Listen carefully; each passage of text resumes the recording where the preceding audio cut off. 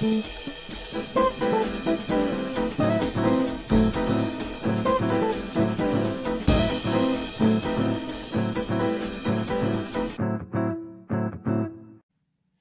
afternoon, good morning, or good evening. Welcome to Just About Managing podcast.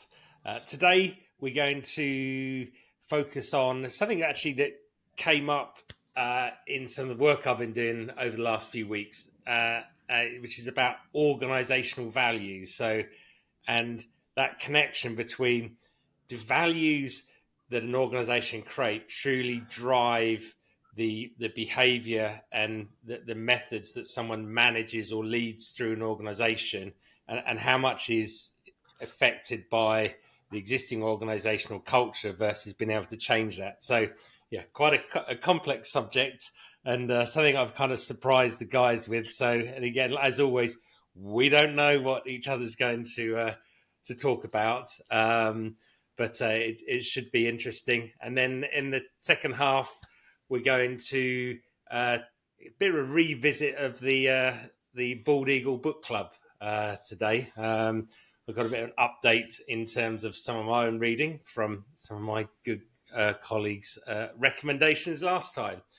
So let's kick off, and I'll launch straight into this today because I as I say, I've got quite a lot on my mind around this going around at the moment because of the work I'm doing, but then I'm probably cheekily getting Chris and Lee's input into actually helping with my work here. So it's a free consultation going on, I think.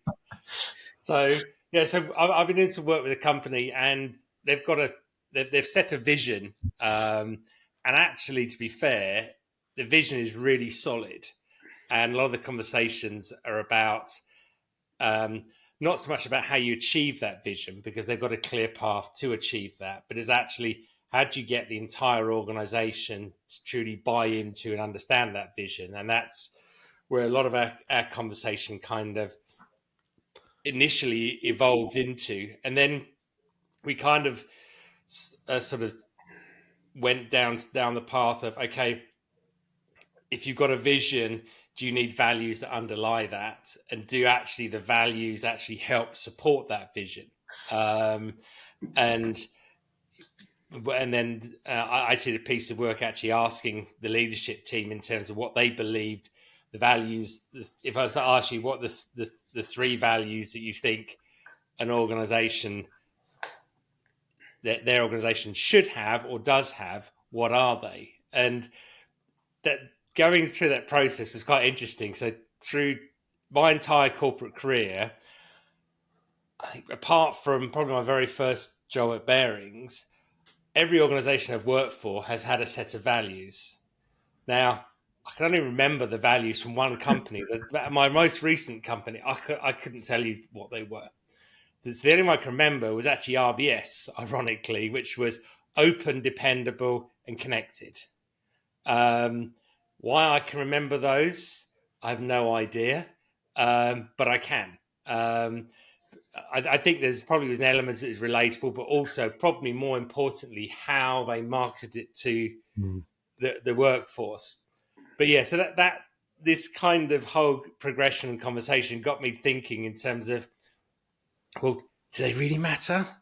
You know, is it a tool that associates you with, you know, what the vision is, or is the actual underlying the underlying culture of the organization what really matters, and is that what actually drives and gets you to the type of management you want and leadership to achieve your vision? And yeah, so it's been, in some ways, I've got so many mixed opinions about this, and I also think you can almost like overcomplicate it as well. But yeah, if you kind of go back to that first point fundamental, which is we want everybody to believe in what the vision is, you know, and actually we're passionate about this business, blah blah blah blah. What do you think? So, yeah. Lee Smith, on the spot. Give me some free consultancy. I was going to say, we've been lured into this one, haven't we? It's like, I feel like we've taken the bait, Chris. I mean, it's just like we're here to give free advice. Not that you'd want my advice, but do you know what? For me, you hit the nail on the head a little bit, John, in saying I've exactly the same as you. I've got mixed emotions on it, mixed thoughts on it in there. In that, funny enough, exactly the same as yourself. Last company we were in, I couldn't tell you what their values were. Hmm. I couldn't tell you what the mission was. I know it changed at various times again, and under various leadership that we changed the sort of the direction slightly in there. But I certainly couldn't tell you what the values are. And so I think if you'd have asked me the same question 3 years ago, I'd have probably said, actually, it's the underlying culture of the organisation that's most important, and the values are just sort of words that you put across the top almost at times.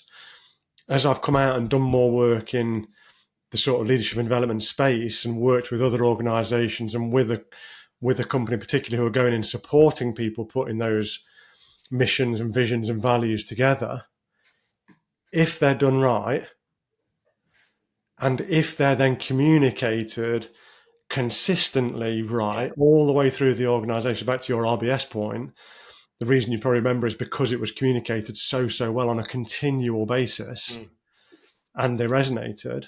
So if they're done right, they resonate and they're communicated well, consistently well, then I think they can have a huge impact in there. But I think unless that's done, there can be that risk that they just sit across the top of there. And it becomes something almost on the letterhead, doesn't it? yeah, definitely. And it's more, it's talk. Then it becomes talk the talk, not walk the walk. Yeah. And the bit that struck me of it, in fact, we were doing with another client yesterday when I was working with Kianis on this, and one of the pieces that we talked about there is there's certain values that should be just taken for granted. That shouldn't be your values in a way, because they should just be there regardless. That human connection, that humility, that support, etc. So I think the values have to be properly meaningful, not just be kind to each other type values, if that makes sense. Maybe we should have that as a value for our podcast here. Be kind to each other. No klaxons, Chris. Don't put it in there. No, I mean, the klaxons will come in the second half when we do, when some of us do bring out. I mean, look how many books there are behind you. There's definitely no way you're just going to pick one book out of like book club. So that's the time for the klaxon. But it's not the time for now. I mean, I'm just looking at the list here. There's like loads of them. Right, brilliant. I've been noticing you've been making notes, Chris. So yeah, I was just scribbling down a few things here. Right. Why do organisations exist is really important, like you've said, and then what you then do to get there is really important. And then the glue between why that organisation exists, what its goal, purpose, outcome is linked together by how it operates. Yeah, so this how is like the glue, the magic dust of like the people in the organisation and how they operate. So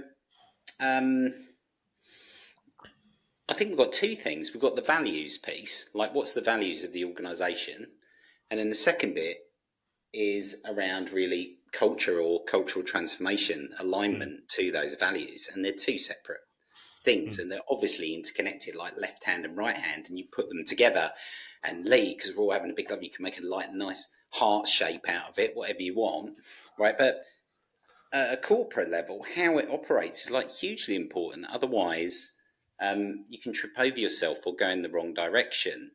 The values of the organisation, if they're done well and they're embedded well, rather than just being on the wall or just written on the web page, but they're lived and breathed and people believe in them, it means that you're all rowing in the same direction and kind of not dropping the oar over the side or, creating a hole in the boat inadvertently. Yeah. Right. Yeah, it's like massive. I remember the last firm's values back in the day. Yeah. And they were dependable, open and connected. They were the values. But what was interesting there is that when they were written and then socialised, was after the organisation had been through was facing a big challenge, a big problem. They'd been put in front of the regulator, they'd made mistakes and needed to change the culture of how it was operating. Yeah.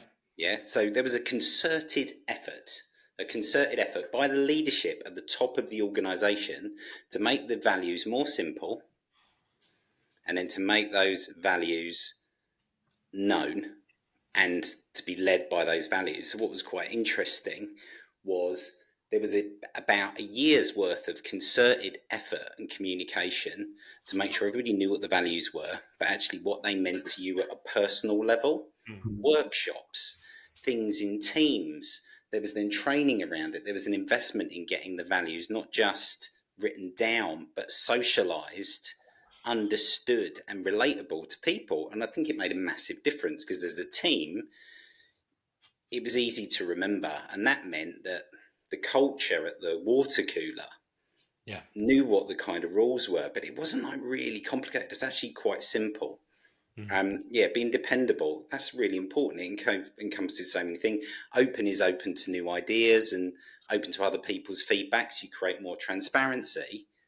And then connected, because you got to work together to get stuff done, both internally and externally. So personally, this is like, as ever, very fascinating, but like essential for a top performing organisation, particularly when it grows to a scale and there's you can't micromanage or stand in front of everybody or create a leadership shadow. You've got to create the right culture down the organisation and across.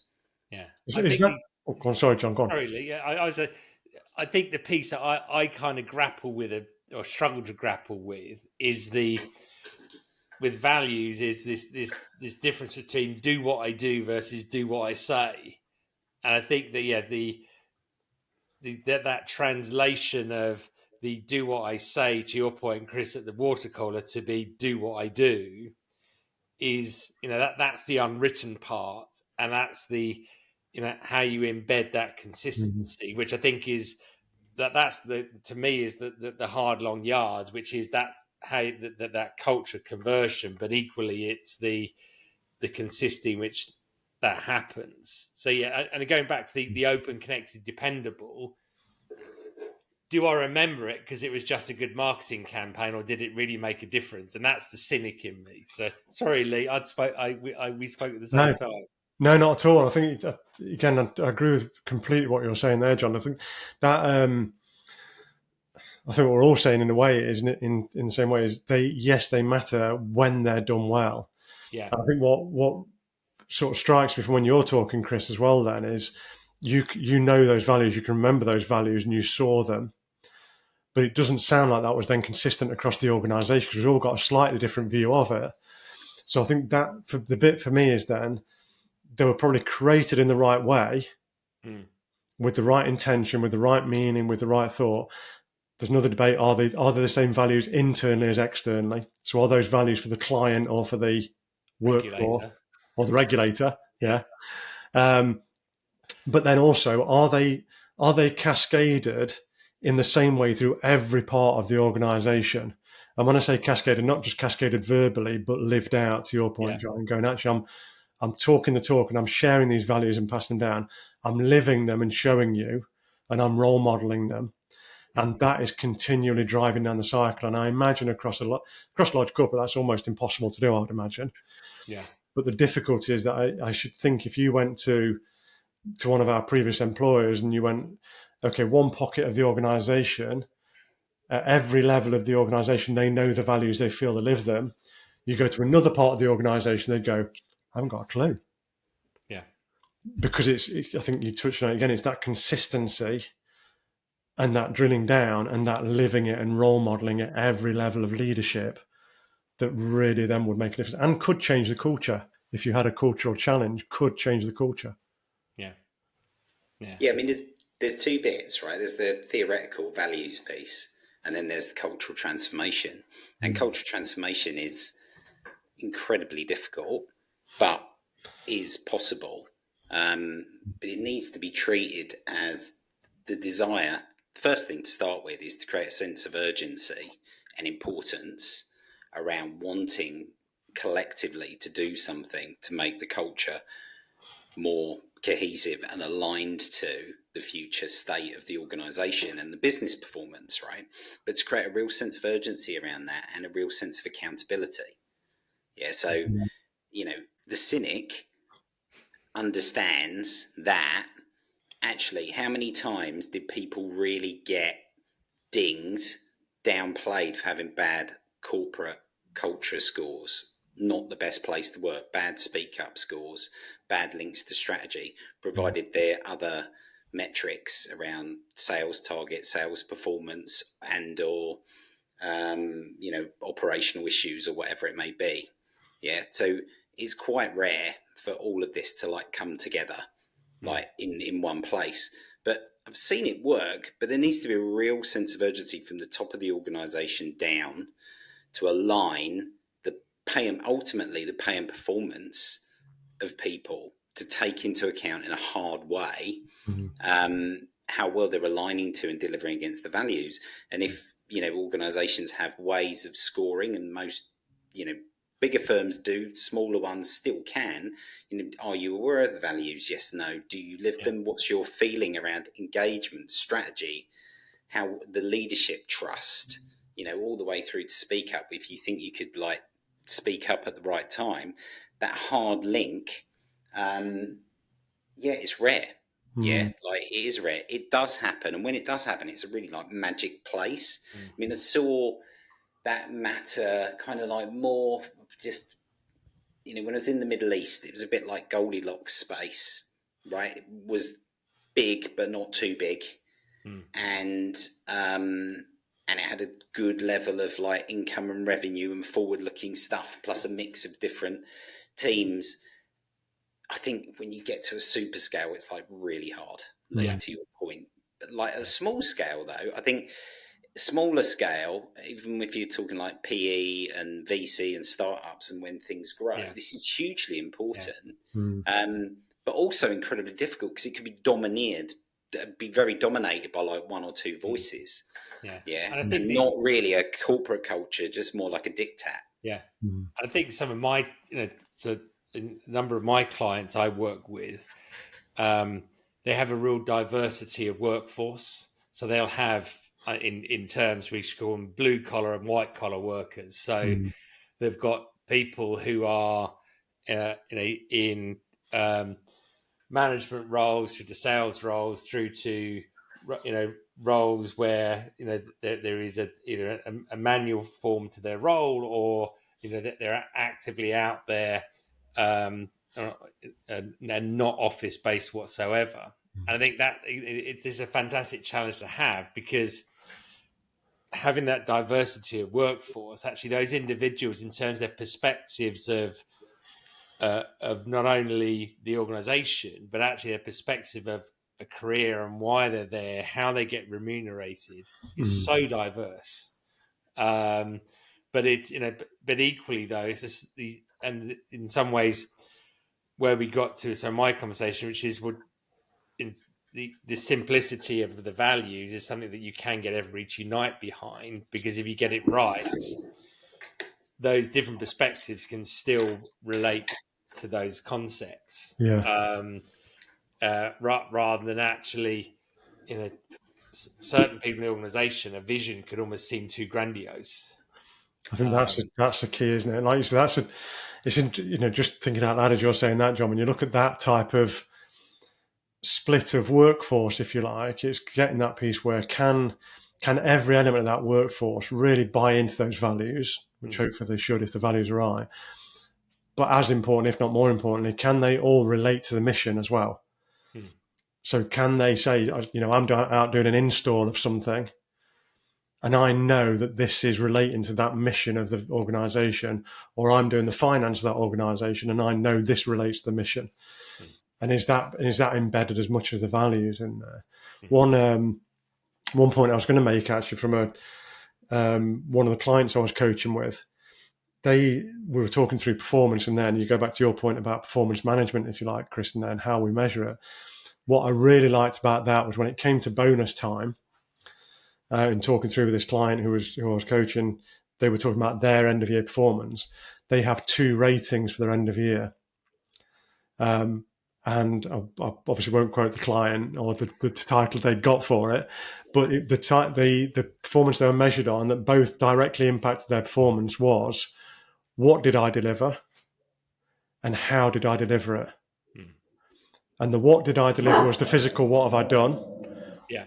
The how did I deliver was, did I deliver it in the way that the company values delivery? And they both had a weighting then on what the bonus or what the performance was. And I thought that was really good to see, actually. I really like that. Yeah, I agree. Yeah, that makes sense. They're obviously the trigger words for the dog as well. Yeah, I know. Lee. She didn't like that. Like Performance management, she didn't like. No, Lee. I wasn't living the values. Yeah, you've not done. Yeah. So if we come back to this is like where the broader concepts of like how do you get transformation and culture to work. I mean, a couple of simple things here. First thing is, need to include the team in even like feedback to understand what the right values are and to make this kind of like work and resonate. So, with those blue and white collar workers, everybody's valued and respected in their feedback. So actually to really create an organization that represents the whole organization, the values should be written from the whole organization, not just from the top down. So including the teams, all of the teams and all of that, all of the levels being valued and having value. So inclusion, hugely important. Second thing, coming back to dependable, open, connected, is simplicity. Trying to make this simple to remember. So if we come back to, well, how do people know what it is? We've all heard that quote around when, America were trying to put like a man on the moon, and somebody went up to the janitor who was pushing a bucket. He said, what are you doing? You're making a load of noise. He said, I'm helping put a man on the moon. So everybody knew what the mission was. So the simplicity and feeling part of that. Now, I went to an event last week in London to do with sport for business, and there were two guys there who used to play for Saracens. Okay, and Saracens hadn't won any like rugby championships for a long, long time, and then if you look back historically, they won 6 titles out of 10, and the owners of Saracens wanted to deliberately change the culture. So this is really fascinating. So what they did is they got people together to say, we want to do something. We want to create a winning culture. Help us work out what that is. So they got the whole team together. Now, the way they call this, John, Lee, everybody, is they call this social capital. And they would value that, and it would like core. It's like what binds everybody together, creating that social capital, and they value it, right? And that's where that phrase kind of like in rugby, wolf pack, comes from. The strength of the wolf is in the pack, right? Together, right? So they need to listen to everybody, right? And then, there was another saying they had, no idea is born fully formed. So actually making this happen together is like there. And then in terms of simplicity, inclusion, it's not just a one-time deal. So being relentless on feedback, real-time feedback, respecting that, creating open channels, all of those things, and flexing this as you go.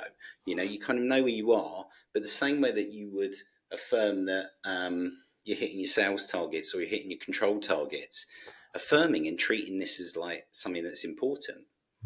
Important, and you measure it as you go, and you get that feedback, and you keep improving, and you're relentless about it. It's just really, just when you sent through the topic, I was just like, that's just like that social capital thing at Saracens. Yeah. It makes a big difference, doesn't it? That I think that then the challenge I have with Saracens a little bit is they also breached the wage cap, didn't they? And so they went down. That was a slightly different challenge on top of that one. I think that's a different version of social capital. That is. That's true, but as an as an idea of including the whole of the organisation to go from winning 0, it's unbelievable. That record is. And the other thing they did, interesting enough, John, is apparently on that day one, when people didn't get it in the room, they fired 20 people there and then. Wow. Yeah. You are not in line with the values. You are not, in line with where we want to go. You're done. Yeah. That again, Hard, yeah. but like But that changes it, apparently it's doesn't what it? it did. It Yeah, is making that statement. yeah. So, wow. And living So, it. Yeah. thank you very much for the free consultation and advice. It's hopefully it's given our listeners and viewers some food for thought as well. But it's helped me shape some of my thinking just having the conversation. So that's been great. So we're going to pause a little break now, and when we come back, we're going to dive into the Bald Eagle Book Club.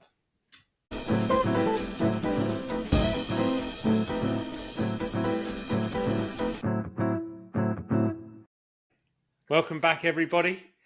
We're now going to get back into the Bald Eagle Book Club. I'll kick things off, and then I'll hand over to my learned colleagues, because I promise I will be quick this time, and there should be no major klaxon warning. So for those of you on video, so I'll hold said book up. So Lee Smith recommended at the last Bald Eagle Book Club to read a book by Jimmy Carr called Before and Laughter, and I purchased said book, and I have read it cover to cover, and it's a well, first and foremost, it's a really easy read, and there's some parts I've been sat in bed and I've openly laughed, but it's quite thought provoking. It's not a manual. It's part autobiographical,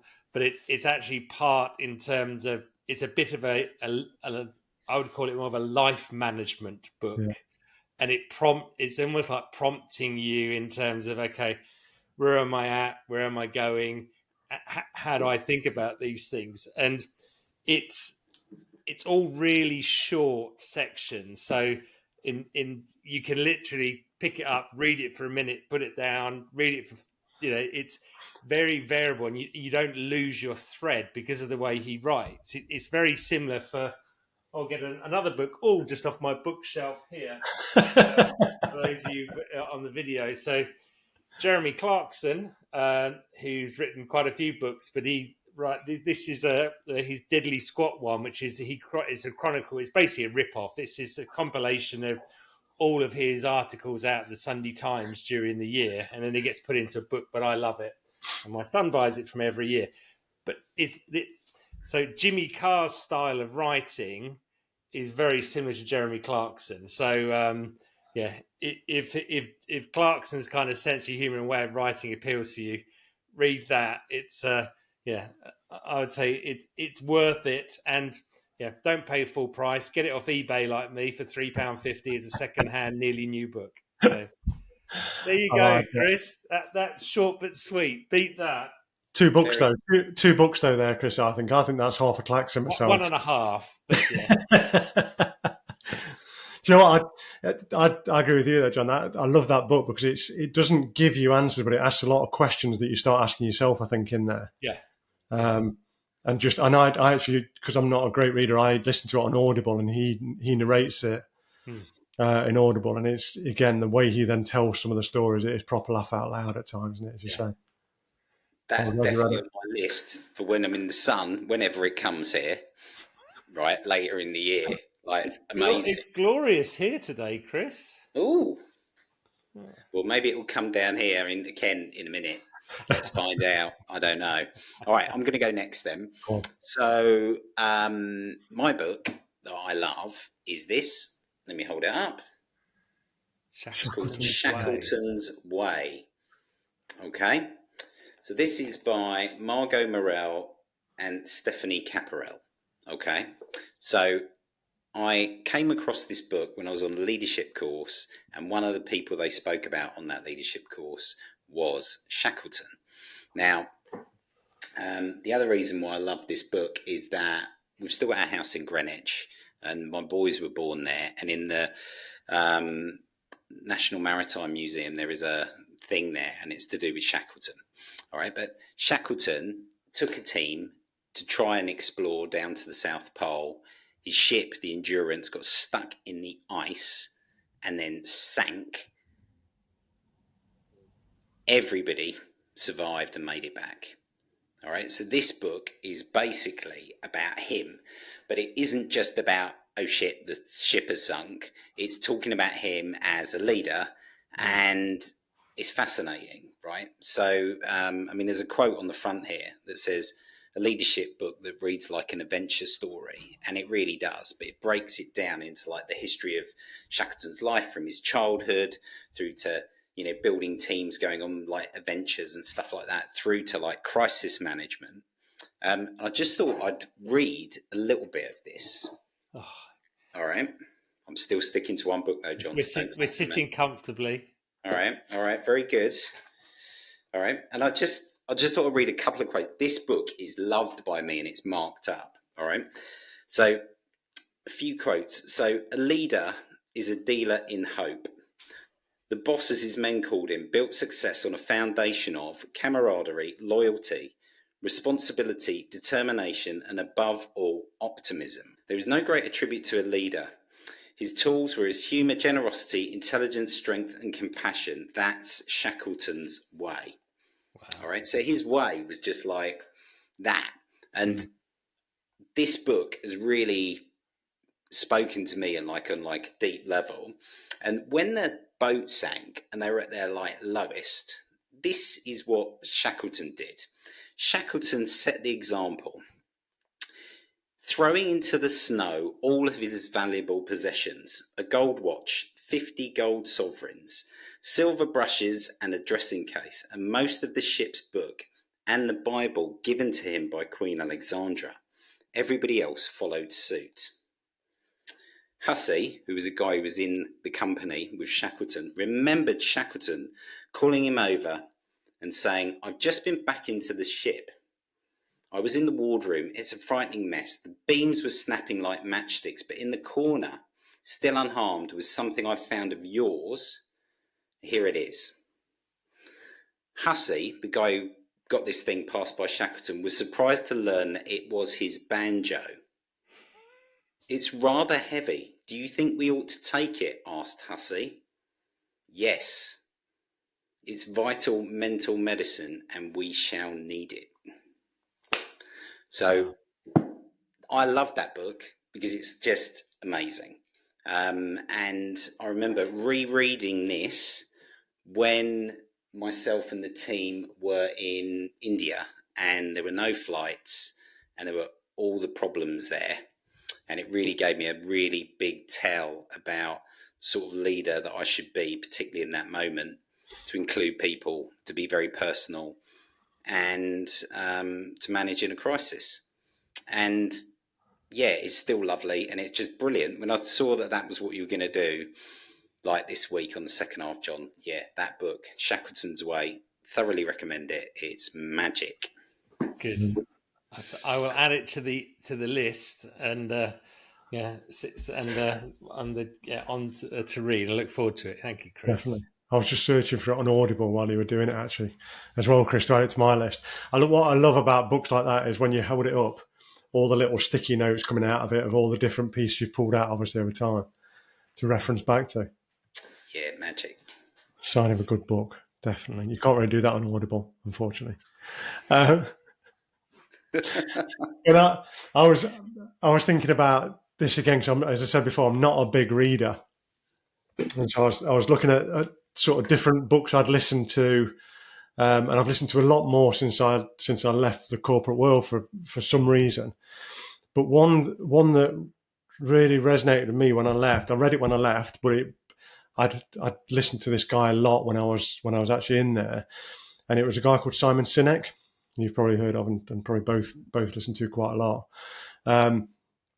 And I don't love everything he talks about. Some of it's very theoretical, and you think actually it doesn't match with the real corporate workspace at times. Yeah. But I do resonate with a lot of what he says and where it comes from. And one of the books that I'll reference another one quickly if I don't get the klaxon. Start with why I was going to mention purely because of your piece then around mission, vision, and values, actually, John, as well, because that's such a key piece of, again, why are we doing it? Yeah. I think both are looking at bookshelves for the book now. It sounds I like. think I've got that somewhere, but I can't see it to hand. Excellent. Yeah. Yeah, it's just hiding behind the DeLorean over there. And I think that's a great book. But the one I was going to mention that again I really liked, and I think partly because it backed up some of my thoughts anyway on it because of the sport background and things, but was his book on called Leaders Eat Last, about leadership. And I picked that book up because I listened to his TED Talk actually, where he talks about Leaders Eat Last, and his discussions on there. And it's a lot of it's based on the military side of things, and US military particularly, obviously in there. But the concepts do carry so well into very good leadership. When you look at those leaders that you go, actually, they're the leaders who've properly led me, not protected me from everything. That's different, and that can be damaging at times when you're protecting.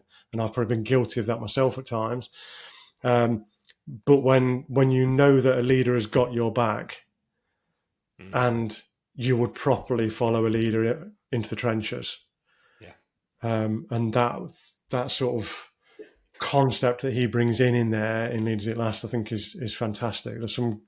He talks about some great business people in there, and again, this is where I think the stories are fantastic. They don't translate to every part of an organisation, every corporate and everything, but where he's talked about businesses where they've been going through difficult times, and instead of laying people off, they've shared the challenge with the workforce.